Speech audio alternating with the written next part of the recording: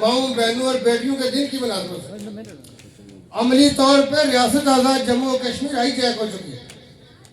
یہ ریاست جس ریاست کا ان لینڈ ریونیو کا کمشنر 35 سے 40 کروڑ دے کے لگے وہ ریاست ہے۔ یہ ریاست کس چیز کے لیے بنی تھی؟ اس ریاست کے سٹیک ہولڈرز کون ہیں؟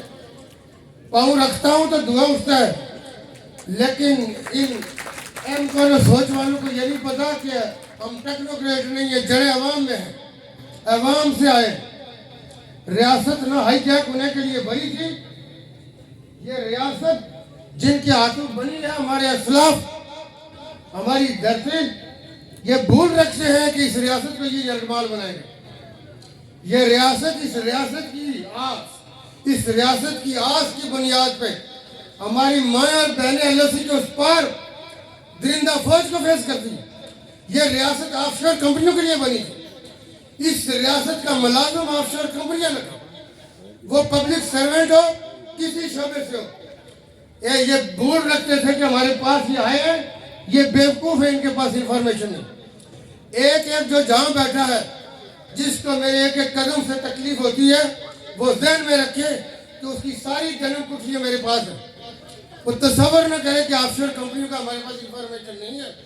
میں سسٹم کو سسٹم سے پروسیڈ کرانا چاہ رہا ہوں، لیکن جس کو زیادہ تکلیف ہوگی سڑکوں کے اوپر عوام کے آگے جواب دے گا، وہ اشر کریں گے کہ اس کی نسلیں معافی مانگے گی۔